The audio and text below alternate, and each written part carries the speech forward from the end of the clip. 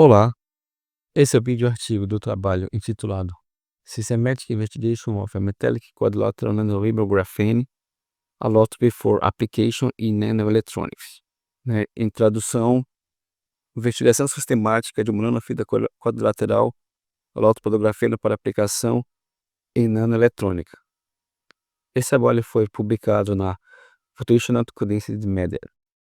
Esse aqui é o endereço DOI para acessá-lo.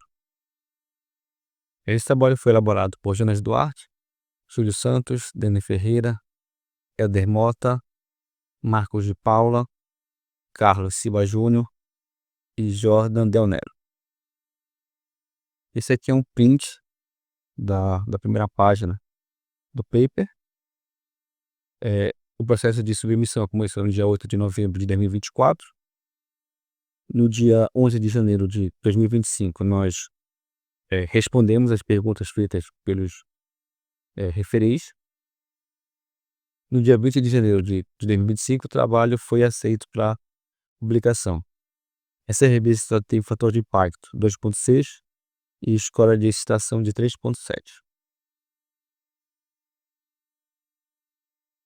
Em 2010, Jin e Novoselov obtiveram experimentalmente o grafeno, que é essa rede hexagonal parecida com um favo de mel. O grafeno é um material resistente, ele é 100 vezes mais forte que o aço, é um material muito leve devido à sua baixa densidade, é um material flexível e transparente e apresenta também uma boa condutividade, ou seja, os elétrons nessa rede se movem em alta velocidade, que seria ideal para aplicação na nanoeletrônica. Isso abriu novas pesquisas para alótropos 2D, ou seja, bidimensional. Entre eles, foi proposto o NetTal, que é essa rede bidimensional chamada de alótropo de alta ordem, devido aos seus anéis com 4, 5, 6, 8 e 10 anéis de carbono na sua rede. Com isso, a gente consegue ver a célula unitária do NetTal, que tem comprimento de 9,95 e largura de 5,77. Essa rede pode ser cortada na direção X e na direção Y. Nesse trabalho, nós cortamos a rede apenas na direção Y, indicado pela cor verde. Nós temos aqui a direção de corte e o tipo de borda estudada. Nós otimizamos as células unitárias utilizando a metodologia DFT implementada no pacote Siesta. Utilizamos uma distância de vácuo de 20 Angstrom, o K-grid de 140 1, o Meshkov de 400 Rydberg, funcional de correlação e troca. Utilizamos o GGA-PBE, as funções de base utilizamos a DZP e o pseudopotencial utilizamos o de Trullier-Martins. Utilizamos como critério de convergência a matriz de densidade de 10 a menos 4, a força residual dos testes de 0,01 kV por Angstrom e a tolerância ao estresse de 0,01 gigapascal. Já para o cálculo do espectro de infravermelho, nós também utilizamos a DFT, só que implementada no pacote ORCA, utilizando o funcional de correlação B3LYP VWN5 e o funcional de troca B88. Para o transporte eletrônico, nós utilizamos a metodologia DFT-NeGF, que é a função de Green de não equilíbrio, implementada no Siesta, utilizando o seu utilitário Trans-Siesta, para computar a corrente que passa no sistema, utilizando a equação de Landauer-Butcher. Utilizamos a série de vácuo de 20 Angstrom, o K-grid de 200, o Meshkov de 400 Rydberg, o funcional de correlação e troca, o GGA-PBE, a função de base, utilizamos a DZP, pseudopotencial de Tullier-Martins. E a matriz de densidade utilizamos 10 a-4. Então nós temos aqui as 5 nanofitas estudadas, né, com 5 células unitárias de comprimento e 1, 2, 3, 4 e 5 células unitárias de largura. Esse material ainda não foi obtido experimentalmente.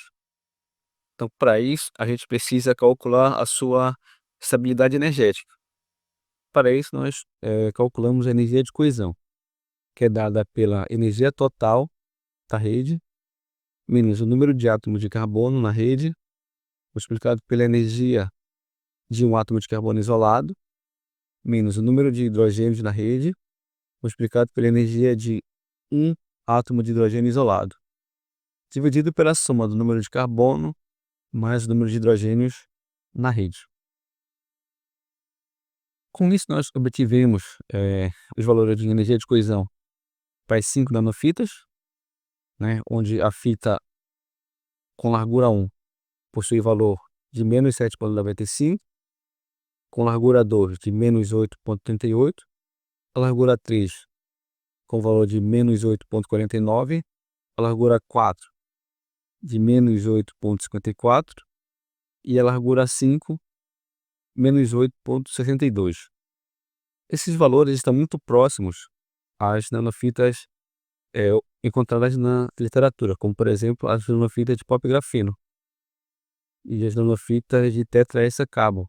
Os nossos valores estão bem próximos dessas nanofitas. Também calculamos o espectro de infravermelho para medir a estabilidade dinâmica dessa nanofita. Né? Para isso, nós calculamos o espectro infravermelho, onde todos eles mostram, para as fitas de 1 a 5, eles mostram esses picos que equivalem à frequência de vibração das ligações carbono-carbono e carbono-hidrogênio. Então a gente consegue ver esses picos que indicam que essas oscilações são detectáveis, o que mostra uma boa estabilidade para as nanofitas. Também conseguimos ver que para valores acima de 1500 não existem picos que indicam, por exemplo, a presença de grupos funcionais. Então, tanto na transmitância quanto na absorvância, a gente não vê esses picos. Porém, a gente vê esses outros picos que indicam uma boa estabilidade. Temos aqui as 5 células unitárias das nanofitas e investigamos as suas propriedades elétricas. Podemos ver que todas as 5 nanofitas possuem característica metálica. Já viste aqui na sua estrutura de bandas, as bandas de valência e de condução estão cortando o nível de Fermi, o que pode ser comprovado quando a gente olha a sua P2, quando a gente vê que no nível de Fermi existem picos mostrando estados acessíveis ao elétron. Também percebemos que com o aumento da largura das nanofitas, há um aumento também do número de bandas nas estruturas, o que é devido aos anéis com 8 carbonos.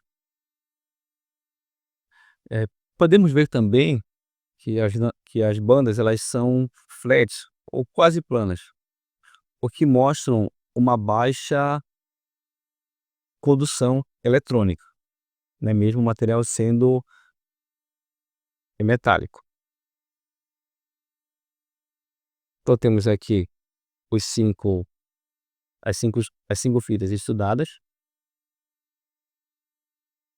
e obtivemos como resultado para todas essas nanofitas um comportamento de duplo FET para todas as nanofitas, como pode ser comprovado pelo gráfico de corrente, onde no primeiro caso nós temos aqui um pequeno FET que vai de 0 a 0,3. E a partir de 0,3 nós temos outro FET com uma região de ressonância bem maior. Também vemos aqui uma tendência à saturação e um aumento em 1 volt, o que pode ser comprovado pela alta transmissão para maiores valores. Também conseguimos ver aqui uma NDR, que é devido ao alinhamento do eletrodo com o nível de Fermi. Já para a segunda nanofita, a região de ressonância do primeiro FET, ela é um pouco maior e vai até 0,3 volts, e também tem um acréscimo na sua região de ressonância, desculpa, e tende a uma estabilidade. Acontece mesmo pro caso 3, nós temos aqui uma região de ressonância alta, uma região de saturação, temos de novo uma região de ressonância e uma tendência a uma região de saturação, né, com valores muito altos. Essa corrente tende a crescer, como é visto aqui no caso 3. Já no caso 4, esse duplo comportamento é mantido, porém para valores a partir de 0,8 há uma queda na sua condução, o que é devido a uma baixa condução vista aqui na região de transmitância. Já para o caso 5, nós temos de novo um aumento para maiores valores de corrente. Podemos comprovar essas N10 nas curvas de Mink-Lauridsen e Follin-Landerheim, que mostram exatamente o ponto de inflexão, mostrando esse comportamento de mudança na corrente. Calculamos também o orbital molecular de fronteira, onde nós vemos que para a largura 1, 2 e 3, os estados são delocalizados, ou seja, estão em praticamente toda a molécula. Já para as larguras 4 e 5, esses estados eles tendem a ser localizados, como a gente consegue ver aqui no caso 4, o HOMO e o MPSH, da largura 4 e 5. Também calculamos os MPSH para as estruturas e vimos que a partir da largura 2, esses estados tendem a ser localizados na molécula. Eles acabam perdendo o status de delocalizados. Os autores agradecem à Universidade Federal do Pará, campus de Belém, ao Grupo de Eletrônica Molecular do campus de Ananindeua, ao Programa de Pós-Graduação em Engenharia Elétrica e ao Programa de Pós-Graduação em Física da Universidade Federal do Pará, e pelo suporte financeiro do CNPq e Propesp. Obrigado.